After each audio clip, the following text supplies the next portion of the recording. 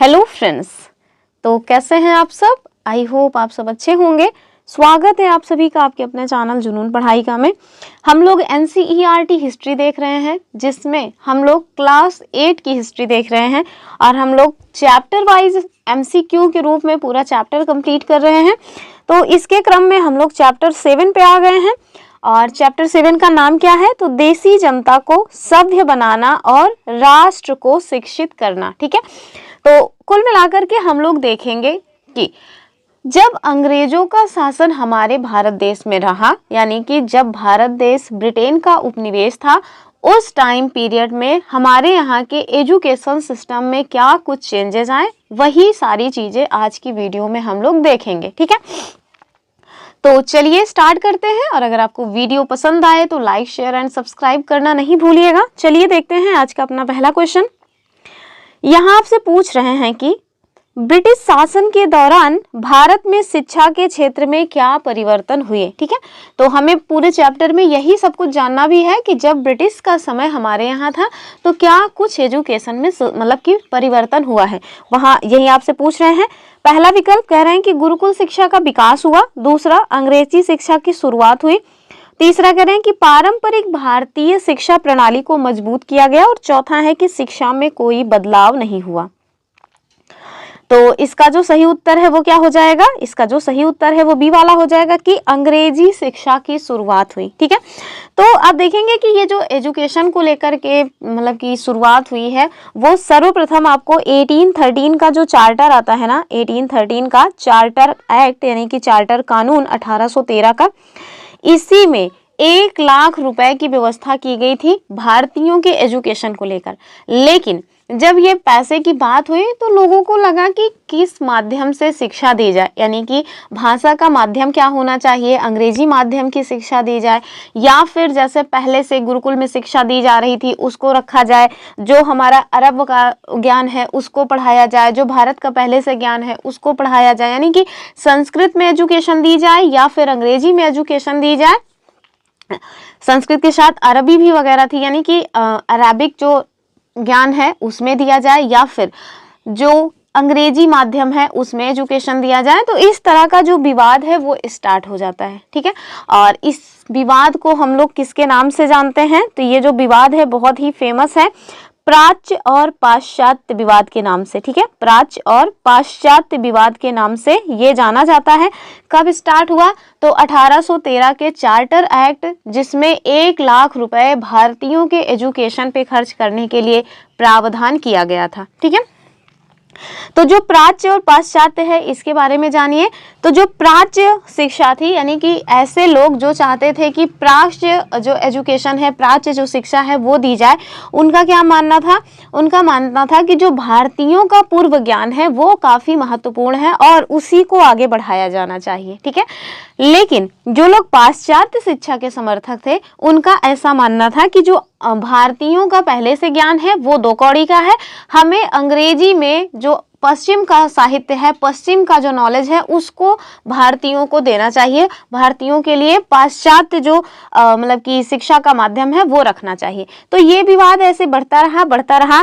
आगे चल के 1835 में मैकाले का आता है, मैकाले का पत्र, उसके रूप में उसके आने के बाद ये जो मतलब कि मामला है और गंभीर हो जाता है और भाषा को अंग्रेजी के माध्यम के रूप में माना जाने लगता है। ठीक है, यानी कि अंग्रेजी में यहाँ पे एजुकेशन दी जाए, ऐसा मैकाले के घोषणा पत्र में माना जाने लगा। हालांकि फिर आगे चलकर आप देखेंगे वुड का घोषणा पत्र आता है 1854 में, और उसमें भी कई चीजें जो है वो परिवर्तित होती हैं। तो अभी क्रम से हम लोग सब देखेंगे, मैकाले का घोषणा पत्र भी देखेंगे, वुड का जो डिस्पैच है उसको भी देखेंगे।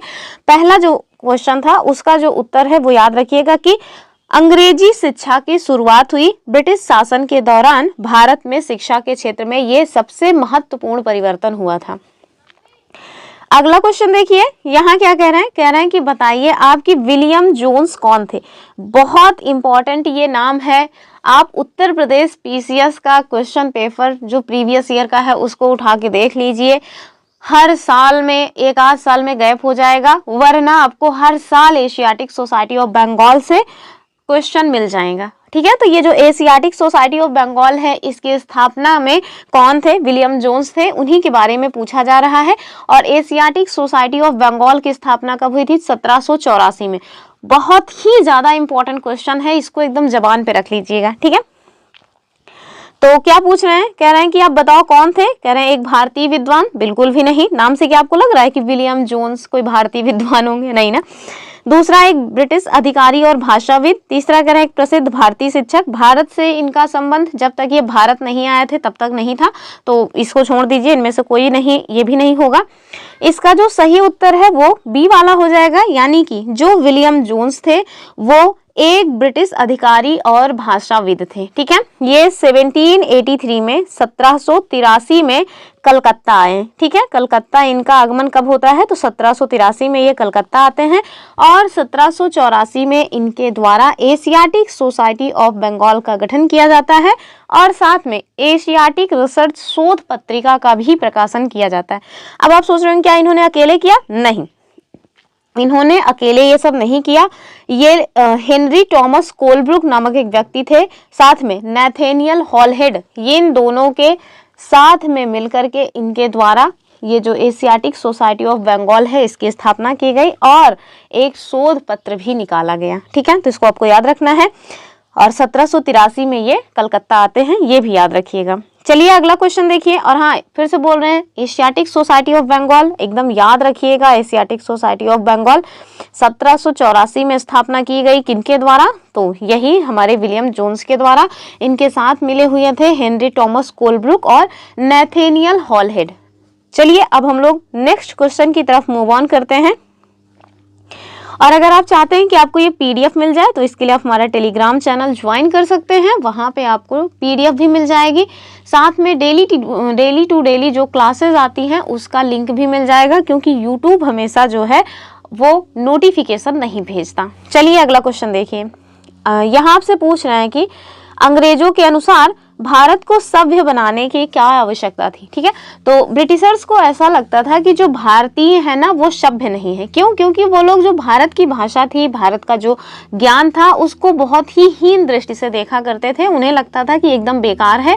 इवन अभी हम लोग मैकाले का एक स्टेटमेंट पढ़ेंगे तो आपको समझ आएगा कि मतलब ब्रिटिशर्स जो थे वो भारत का जो ज्ञान है उसको किस नजरिए से देखा करते थे, ठीक है। तो वही कह रहे हैं कि इनका मानना था कि ये लोग आए हैं हमारे यहाँ, यानी कि हमें अपना उपनिवेश बनाए हैं, तो इनका ये कर्तव्य है, इनका ये धर्म है कि ये हमें सभ्य बनाएं। जबकि ये एकदम बकलोल थे, इनसे कहीं ज्यादा हम लोग सभ्य थे। हाँ, बुराइयां हर जगह होती हैं, हर एक समाज में आपको बुराइयां देखने को मिल जाएंगी, लेकिन ये ना कुछ ज्यादा ही अपने आप को समझ रहे थे कि नहीं, हम ही तो सर्वे सर्वा हैं, हमसे ज्यादा ज्ञानी कोई है नहीं। तो छोड़िए उसको, चलिए हम लोग क्वेश्चन देखते हैं। तो कह रहे हैं कि आप बताइए अंग्रेजों के अनुसार भारत को सभ्य बनाने की क्या आवश्यकता थी? विकल्प, भारतीय संस्कृति को बढ़ावा देना, बिल्कुल नहीं, वो लोग भारत की संस्कृति को बढ़ावा बिल्कुल नहीं देना चाहते थे। कह रहे हैं भारतीय भाषाओं को विकसित करना, बिल्कुल गलत बात है। तीसरा कह रहे हैं अंग्रेजों की सोच के मुताबिक अच्छी प्रजा बनाना, ठीक है, यही इनका मेन मुद्दा था। ये दिखावा कर रहे थे कि हम मतलब कि भारतीयों को सभ्य बनाना चाह रहे थे, जबकि इनका जो मेन मोटिव था वो ये था कि अगर हम यहाँ पे अपनी तरह की एजुकेशन जो है वो उसका प्रचार प्रसार करेंगे तो हमारे लिए एकदम मतलब मुफ्त में ईजिली जो काम करने वाले लोग हैं वो मिल जाएंगे और हमें कोई समस्या भी नहीं होगी, ठीक है। चलिए इसका अगला क्वेश्चन देखेंगे। यहाँ आपसे पूछ रहे हैं कि आप बताइए ब्रिटिश शिक्षा नीति के मुख्य उद्देश्य क्या थे, यानी कि ब्रिटिशर्स के द्वारा जो एजुकेशन सिस्टम लाया जा रहा था उसका क्या मुख्य उद्देश्य था, उसका क्या पर्पस था। हमारे पास विकल्प क्या है? कह रहे हैं भारतीयों को विद्वान बनाना, तो भारतीयों में ऐसे बहुत से विद्वान पहले से ही थे, तो ये क्या विद्वान बनाएंगे, गलत बात है। आत्मनिर्भर बनाना, ऐसा तो उनका कभी मकसद ही नहीं रहा, वो तो हमेशा ही हम लोगों को गुलाम बना के रखना चाहते थे, तो ये भी नहीं होगा। कह रहे हैं कि भारतीयों को ब्रिटिश साम्राज्य के प्रति वफादार बनाना, एकदम सही बात है। इनका जो मेन मकसद था वो यही था कि हम अपने यहाँ का जो एजुकेशन है, अपने यहाँ का जो कल्चर है वो यहाँ पे थोपें और यहाँ के लोग फिर हमारे प्रति वफादार रहे, ठीक है।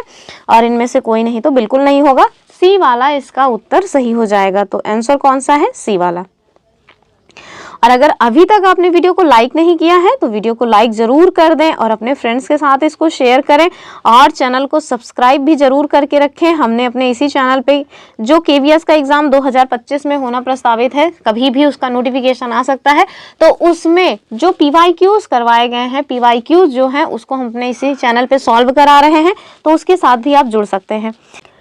अगला क्वेश्चन हम लोग देखेंगे, क्वेश्चन नंबर 5, और यहाँ पूछ रहे हैं कि सर विलियम जोन्स ने किस संस्था की स्थापना की। अभी हमने बताया कि 1784 में एशियाटिक सोसाइटी ऑफ बंगाल की स्थापना की गई थी विलियम जोन्स के द्वारा, ठीक है। तो 1784, एकदम मतलब मुंह जबानी याद करके रखिए इसको।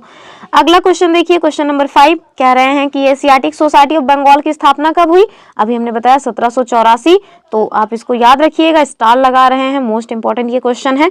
आपको भरोसा ना होना तो आप जा करके देख लीजिए, PYQs ऑनलाइन भी आप सर्च कर सकते हैं, या कोई लोग हों जिन्होंने पहले से ही एग्जाम्स दिया वो भी जाके देख सकते हैं कि मतलब एशियाटिक सोसाइटी ऑफ बंगाल हर साल ही पूछ लेते हैं। एक वो हर एक जो मतलब कि दिवस में पूछा जाता है, ओजोन दिवस, हालांकि इस साल नहीं पूछा गया, तो भाई कुछ तो चेंज आएगा ही ना, क्या हमेशा एक ही क्वेश्चन थोड़ी ना पूछा जाएगा, क्वेश्चन की कमी तो है नहीं। तो आप याद रखिएगा, बहुत ही इंपॉर्टेंट क्वेश्चन है, हर एग्जाम में ये क्वेश्चन बन सकता है। नेक्स्ट क्वेश्चन देखिए, कह रहे हैं कि अंग्रेजों ने कलकत्ता में मदरसा क्यों खोला। हमारे पास विकल्प देख लीजिए, ये विकल्प आपको दिए हुए हैं 4। तो सबसे पहले हम विकल्प पढ़ें, उसके पहले आपको बता देते हैं कि अंग्रेजों के द्वारा कलकत्ता में मदरसा जो है वो खोला गया था। कब खोला गया था? 1781 में। किसके द्वारा खोला गया था? वॉरेन हेस्टिंग्स के द्वारा, ठीक है। तो ये जो वॉरेन हेस्टिंग्स हैं ये कौन थे? तो 1773 में, आपको याद होगा हमने बताया हुआ है ऑलरेडी कि 1773 में आया था एक अधिनियम, और उसको क्या कहते हैं? तो 1773 का जो अधिनियम आया था उसको हम कहते हैं 1773 का रेगुलेटिंग एक्ट, ठीक है। तो जो 1773 का रेगुलेटिंग एक्ट आया, उसी के तहत जो पहले बंगाल के गवर्नर हुआ करते थे, अब उनका नाम बदल करके बंगाल का गवर्नर जनरल कर दिया गया, और बंगाल के पहले गवर्नर जनरल के रूप में ये जो वॉरेन हेस्टिंग्स हैं इनकी नियुक्ति होती है, ठीक है। तो यही वॉरेन हेस्टिंग्स हैं जो 1781 में कलकत्ता में मदरसा की स्थापना करते हैं, ठीक है। तो इनको याद रखिएगा, क्योंकि ये क्वेश्चन भी ऑलरेडी उत्तर प्रदेश PCS ने पूछा है। 1781 में वॉरेन हेस्टिंग्स ने मतलब कि ये कलकत्ता मदरसा की स्थापना की। आगे चल करके 1791 में जोनाथन डंकन नामक एक व्यक्ति थे, जिन्होंने बनारस हिंदू जो मतलब कि कॉलेज है उसकी स्थापना की थी। तो इन सारे पॉइंट्स को याद रखिएगा, क्योंकि ये सारे questions already Uttar Pradesh PCS ने पूछे हुए हैं, ठीक है। तो इसका उत्तर जो है वो ए वाला हो जाएगा कि अरबी, फारसी और इस्लामिक कानून के अध्ययन को बढ़ावा देने के लिए अंग्रेजों ने कलकत्ता में मदरसा जो है उसकी स्थापना की थी, ठीक है। तो उत्तर जो है वो ए हो जाएगा। अब आप सोच रहे होंगे कि ये ऐसा क्यों चाहते थे? तो भैया, जब आपको कहीं पे शासन करना है, वहाँ के लोगों को डील करना है, तो आपको वहाँ की जो परंपरा है, वहाँ का जो एजुकेशन सिस्टम है, वहाँ पे जो पहले की चीजें हैं वो उसके बारे में जानकारी होनी चाहिए। तो ये लोग ना मतलब भारतीयों के लिए कुछ नहीं कर रहे थे, ये लोग अपना शासन अच्छे से चला सके, इस वजह से वहाँ पे मदरसा खोले, वहाँ पे एजुकेशन जो उसका रहा, वहाँ पे जो मतलब कि पुरानी मतलब ग्रंथ वगैरह थे उसको ट्रांसलेट करवाया, उसको देखा समझा, ताकि वहाँ के जो रीति रिवाज है, वहाँ के जो लोग हैं उनको समझ सके और उन पर अच्छे से रूल कर सके, ठीक है। तो इसको याद रखिएगा। और एक पॉइंट और याद रखिएगा कि 1791 में, जो भी हमने बताया ना कि 1791 में बनारस हिंदू कॉलेज की स्थापना किसने की थी? तो बनारस हिंदू कॉलेज की जो स्थापना है वो जोनाथन डंकन ने की थी। अब इसको मैंने लिख के भी दे दिया ताकि आपको मतलब कि याद रहे, क्योंकि क्वेश्चन ऑलरेडी पूछा जा चुका है। यहाँ देखिए, आपसे पूछ रहे हैं कि बताइए प्राच्यवाद क्या है। हमने स्टार्टिंग में बताया ना कि 1813 में जो अधिनियम आया था उसमें 1 लाख रुपए एजुकेशन में खर्च करने की बात की गई थी, और उसी के साथ प्राच्य और पाश्चात्य जो विवाद है वो शुरू हुआ था। तो वही आपसे पूछ रहे हैं कि जो प्राच्यवाद है वो क्या है। हमारे पास विकल्प क्या है? भारत में पश्चिमी शिक्षा को बढ़ावा देने का एक आंदोलन, दूसरा कह रहे हैं कि भारत में पारंपरिक भारतीय ज्ञान और संस्कृति का अध्ययन करने का एक दृष्टिकोण, और तीसरा कह रहे हैं कि भारत में ब्रिटिश शासन का विरोध करने का एक तरीका, गलत बात है ये, और चौथा कि भारत में ईसाई धर्म के प्रचार करने का एक मिशन, यानी कि कह रहे हैं कि ये ईसाई मिशनरी वहाँ मतलब मिशनरियों का मिशन था। तो ये भी नहीं होगा, ठीक है। तो अभी हमने बताया कि प्राच्यवाद क्या है। तो प्राच्यवाद में भारत का जो ज्ञान है उसको महत्व देने की बात होती है, अर्थात भारत का जो पारंपरिक भारतीय ज्ञान और संस्कृति है उसके अध्ययन करने के दृष्टिकोण को हम क्या कहते हैं, हम प्राच्यवाद कहते हैं। तो इसका जो उत्तर होगा वो बी वाला हो जाएगा। अगला क्वेश्चन देखिए, और ये क्या कह रहे हैं कि आप बताइए कौन प्राच्यवाद के समर्थक थे, James Mill, Thomas Macaulay, Warren Hastings या डलहौजी। तो ना तो जेम्स मिल थे, ना मैकाले थे, ना डलहौजी थे। इसका उत्तर हो जाएगा हमारा ऑप्शन सी वाला, यानी कि वॉरेन हेस्टिंग्स। ठीक है, अगला क्वेश्चन देखिए, मैकाले का नाम आ चुका है।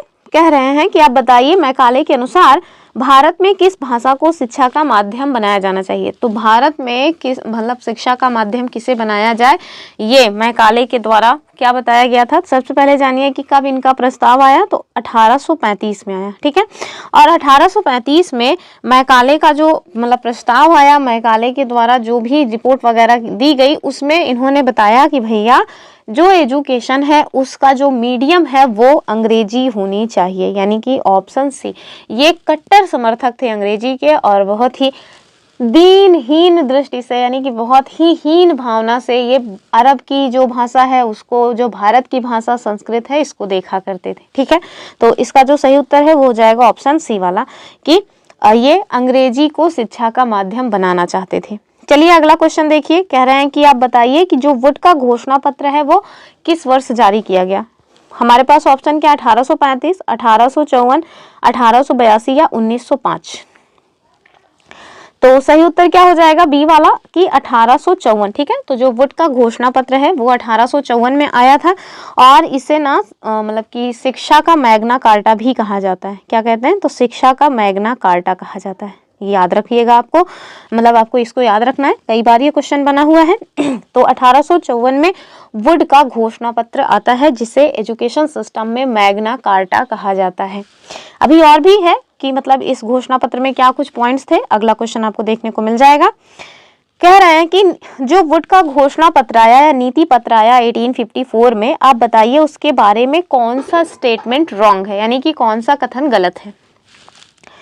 विकल्प देखिए, इसने भारत में अंग्रेजी शिक्षा के प्रचार का समर्थन किया। दूसरा कह रहे हैं कि इसने प्राच्य शिक्षा के ज्ञान का विरोध किया। तीसरा कह रहे हैं कि इसने व्यावसायिक शिक्षा को बढ़ावा दिया, और चौथा इसने महिलाओं की शिक्षा का समर्थन नहीं किया। तो हमसे पूछ रहे हैं कि कौन सा गलत है। तो आप देखिए कि डी वाला एकदम सरासर गलत है, बाकी सारे पॉइंट सही हैं कि इसने भारत में अंग्रेजी शिक्षा के प्रचार का समर्थन किया।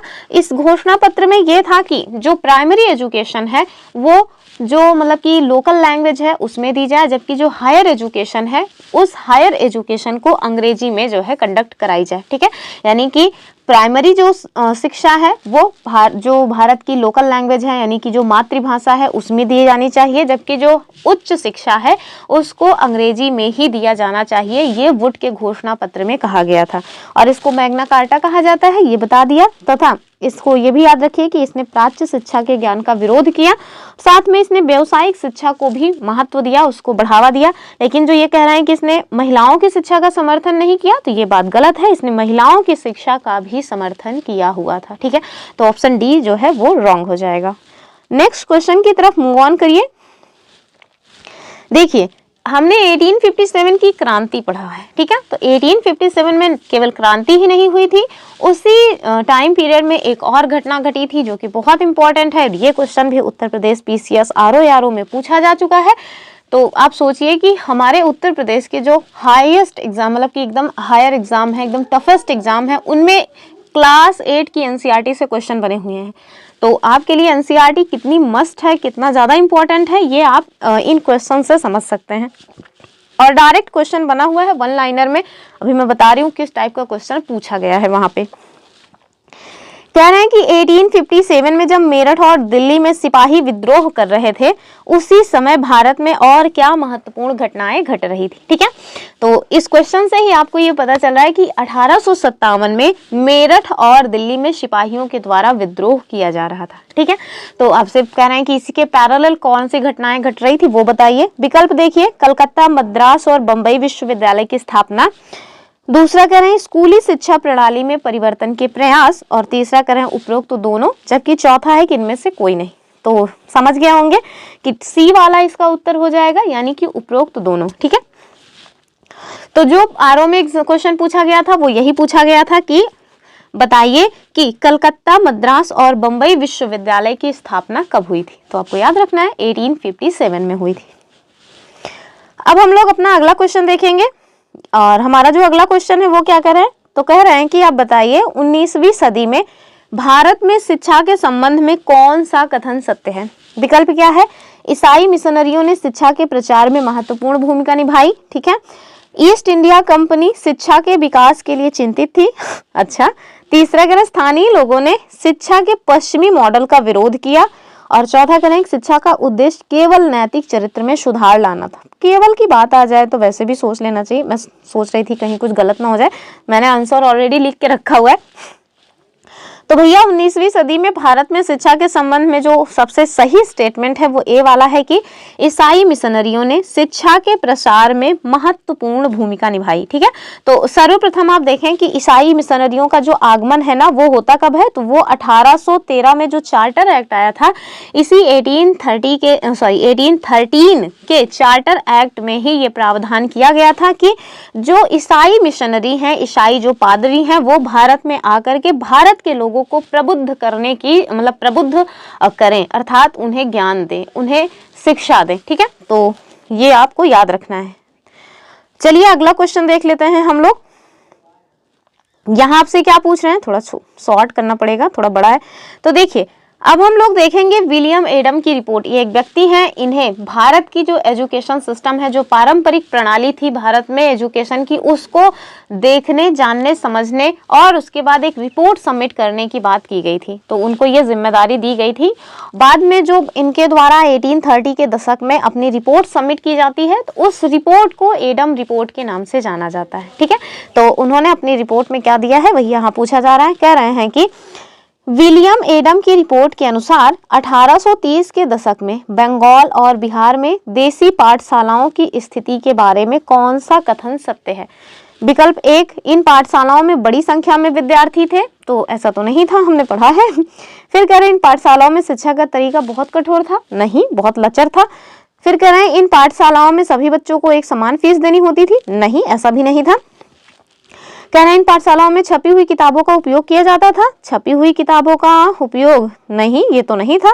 तो अच्छा, बड़ी संख्या में विद्यार्थी, हाँ ठीक है, ये वाला ठीक हो जाएगा। क्यों ये वाला ठीक इसलिए हो रहा है क्योंकि उस टाइम पे जो बंगाल और बिहार में विद्यालय थे ना, उसमें जैसे छोटे छोटे, कहीं हो सकता है कि अपने घर के पीछे कोई पढ़ा रहा है, कोई किसी बरगद के पेड़ के नीचे पढ़ा रहा है, कोई अपने घर के बगीचे में पढ़ा रहा है। तो आप देखेंगे कि जब हम लोग भी ट्यूशन वगैरह पढ़ा करते थे 9th-10th में, तो हमारे जो टीचर थे वो एक पेड़ था, उस पेड़ की छाया में सारे लोग अपना अपना बोरिया लेकर के जाते थे, उसी पे बैठते थे। एक ब्लैक बोर्ड था जिसको टेबल पे टिका करके पीछे एक डंडा लगा दिया जाता था, उसी पे टिका करके और उसी बोर्ड में पढ़ाया जाता था। हम अपना पर्सनल एक्सपीरियंस बता रहे हैं, हमारे गांव की ये प्रणाली थी, हमारे गांव में इस तरह से टीचिंग कराई जा रही थी। तो अगर अभी तक यानी कि आज से 10-15 साल पहले तक का सिस्टम इस तरह से रहा है, तो आज से 60-70 साल पहले क्या सिस्टम रहा होगा आप समझ ही सकते हैं। तो एक एक जगहों पर 10-10, 20-20, कहीं कहीं 4-5 इस तरह से लोग पढ़ा करते थे। तो वही मुझे लगा कि बहुत अधिक संख्या में विद्यार्थी, ये गलत हो जाएगा। लेकिन इन सारे ऑप्शंस के हिसाब से ये ऑप्शन सही है। क्यों? क्योंकि भले ही छोटे छोटे समूहों में लोग पढ़ा करते थे, लेकिन लगभग 20 लाख विद्यार्थी इसी तरह से पढ़ाई कर रहे थे। और ये आंकड़े मैंने कहाँ से लिए हैं? तो ऑफ कोर्स एनसीईआरटी से लिए हैं। मैंने खुद भैया कुछ खोजबीन नहीं की है, एनसीईआरटी में साफ साफ लिखा हुआ है, ठीक है। तो जो एडम स्मिथ हैं, इनके द्वारा जो रिपोर्ट सबमिट की गई उसमें इन्होंने बताया कि छोटे छोटे ग्रुप में लोग पढ़ रहे हैं, लेकिन बहुत भारी संख्या में लोग इस तरह से पढ़ रहे हैं। और कह रहे हैं कि इनका तरीका बहुत कठोर था। नहीं, इसका तरीका बहुत मतलब कि लचर था। इवन इतना आसान था कि जैसे जो मतलब कि कटाई बिनाई का समय आया तो बच्चों को छुट्टी दे दी जाती थी। क्यों? ताकि जो गरीब घर के बच्चे हैं, जो अपने खेतों में माता पिता का हाथ बटाते हैं, उनको भी एजुकेशन में कोई प्रॉब्लम ना होने पाए, वो अभी जा करके अपने खेतों में काम करें। जब खेतों का सीजन ऑफ हो जाएगा, यानी कि जैसे धान कट रहा है, धान की कटाई बिनाई सब हो गई, पिटाई भी हो गई, सब कुछ घर में रख उठा, तो अब चलो फिर से अपना पढ़ाई लिखाई स्टार्ट कर दो, ठीक है। तो उस टाइम की जो व्यवस्था थी वो बहुत ही लचर थी, बहुत ही मतलब ये जो कठोर लिखा हुआ ऐसा नहीं नहीं था। फिर कह रहे हैं इन पाठशालाओं में सभी बच्चों को एक समान फीस देनी होती थी, तो ऐसा भी नहीं था। ये तो वर्तमान का सिस्टम है कि अगर आप विद्यालय में पढ़ रहे हैं तो सबको एक जैसी फीस देनी होती, लेकिन उस टाइम पे क्या था, उस टाइम पे ऐसा था कि जैसे पेरेंट्स की कंडीशन थी उसी हिसाब से लोगों से पैसा भी वसूल किया जाता था फीस के तौर पे। अगर आप ज्यादा धनी हैं तो आपसे ज्यादा पैसा लिया जाएगा, आप मतलब गरीब हैं तो आपसे कम पैसा लिया जाएगा। फिर कह रहे हैं कि इन पाठशालाओं में छपी हुई किताबें नहीं, मौखिक जो परंपरा थी वो चला करती थी। ठीक है, तो इसका उत्तर कौन सा हो जाएगा, ए वाला। फिर हम देखेंगे क्वेश्चन नंबर 16 और क्वेश्चन नंबर 16 क्या कह रहे हैं, कह रहे हैं कि 19वीं सदी के मध्य तक ईस्ट इंडिया कंपनी का ध्यान मुख्य रूप से किस पर केंद्रित था। ठीक है, हमारे पास ऑप्शन क्या है, प्राथमिक शिक्षा, फिर उच्च शिक्षा, व्यावसायिक शिक्षा या तकनीकी शिक्षा। अब देखिए, जो ब्रिटिश ईस्ट इंडिया कंपनी थी ना, या जो अंग्रेज थे, वो कभी भी ऐसा नहीं चाहते थे कि हमारे यहाँ तकनीकी शिक्षा दी जाए ताकि हमारे यहाँ डेवलपमेंट हो, ऐसा वो बिल्कुल भी नहीं चाहते थे। तो ऐसा तो वो करेंगे नहीं। व्यावसायिक शिक्षा, हमारे यहाँ का जो पारंपरिक व्यवसाय था उसको तो उन्होंने धराशायी कर दिया था। कल वाली वीडियो में हमने देखा था ना कैसे कपड़े का व्यापार इन्होंने ठप्प करवा दिया, इस्पात का व्यापार भी इन्होंने ठप्प करवा दिया।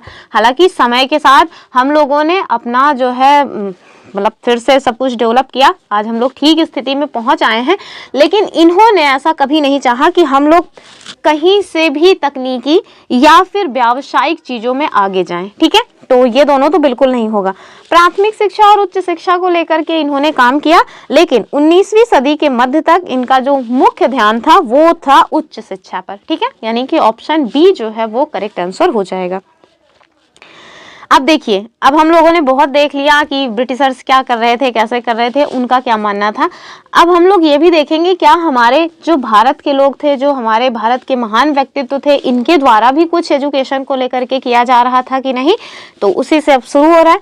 कह रहे हैं कि महात्मा गांधी के अनुसार औपनिवेशिक शिक्षा ने भारतीयों के मस्तिष्क में किस प्रकार का भाव पैदा कर दिया। यानी कि महात्मा गांधी जी को ऐसा लगता था कि जो मतलब कि अंग्रेजों का एजुकेशन सिस्टम है उसके द्वारा हम लोगों का लॉस हो रहा है, हमारे यहाँ की जो जनता है उसमें एक हीन भावना डेवलप हो रही है।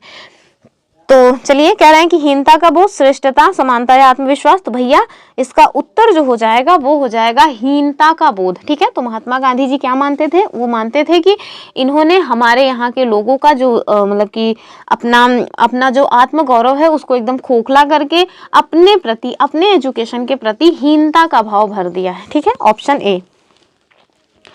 क्वेश्चन नंबर 18 देखिए, कह रहे हैं कि महात्मा गांधी पश्चिमी शिक्षा के किस पहलू के आलोचक थे। विकल्प देख लीजिए। कह रहे हैं कि ये भारतीयों को आधुनिक बनाती है, दूसरा यह भारतीयों को उनकी संस्कृति से दूर करती है, तीसरा ये रोजगार के अवसर प्रदान करती है और चौथा वैज्ञानिक दृष्टिकोण को बढ़ावा देती। तो आपको समझ आ रहा होगा कि महात्मा गांधी जी इतने मतलब कि समझदार व्यक्ति थे, तो वो कभी भी इस बात का मतलब कि विरोध तो करेंगे नहीं कि भारतीयों को आधुनिक बनाया जा रहा है, तो ऐसा उन्होंने नहीं किया। पर उन्हें इस बात से बहुत समस्या थी कि ये जो एजुकेशन है, ये जो एजुकेशन सिस्टम है वो भारतीयों को उनके कल्चर से दूर कर रहा है। ठीक है, तो ऑप्शन जो बी है वो सही हो जाएगा। अब अगर रोजगार के अवसर प्रदान करें और तो उससे तो कोई समस्या हो नहीं सकती, तो ये भी नहीं होगा, ये भी नहीं होगा। ठीक है, तो इसका जो सही उत्तर है बी वाला हो जाएगा। अब देखिए, रविन्द्रनाथ टैगोर जी के बारे में पूछा जा रहा है, बहुत ही महान पर्सनालिटी रहे हैं।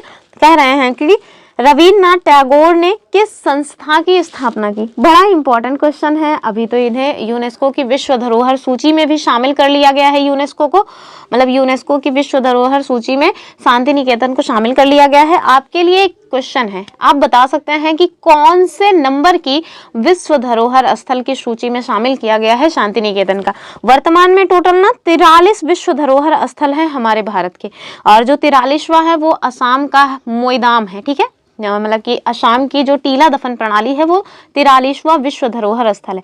आप मुझे बताइएगा कि जो शांति निकेतन है उसको कौन से नंबर पे शामिल किया गया है। जरूर कमेंट करिएगा गूगल करके। ठीक है, अगर आपको पता है तो अच्छी बात है, वरना गूगल कर सकते हैं आप।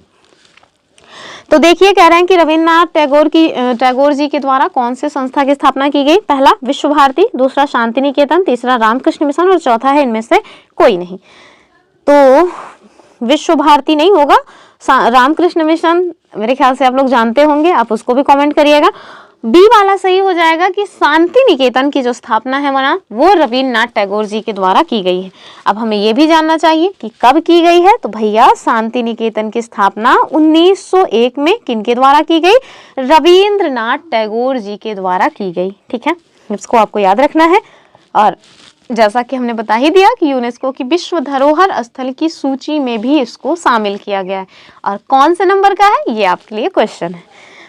नेक्स्ट क्वेश्चन देखें हम लोग, क्वेश्चन नंबर 20, और रविन्द्रनाथ टैगोर जी से ही क्वेश्चन बना हुआ है।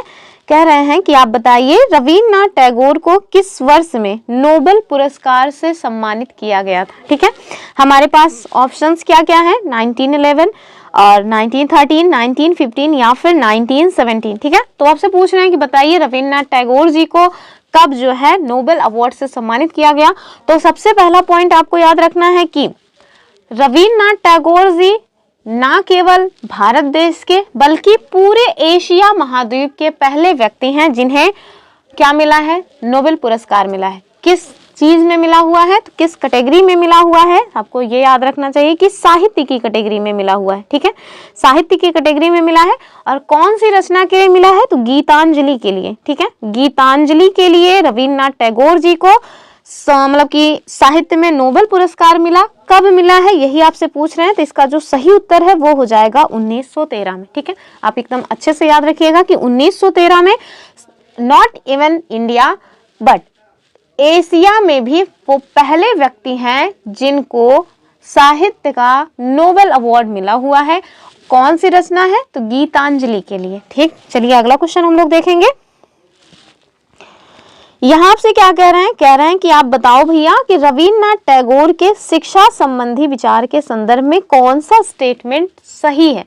सही विकल्प आपको चूज करना है। हमारा पहला विकल्प क्या है कि रविन्द्रनाथ टैगोर बच्चों को औपचारिक शिक्षा के कठोर वातावरण में बांधने के पक्षधर थे। तो नहीं, वो तो खुली हवा में बच्चों को पढ़ने में मतलब कि विश्वास रखते थे। दूसरा कह रहे हैं टैगोर का मानना था कि बच्चों की रचनात्मकता को प्रोत्साहित करने के लिए उन्हें प्रकृति के करीब रहना चाहिए। ठीक है, तो एकदम सकारात्मक स्टेटमेंट है और यही इसका उत्तर भी है।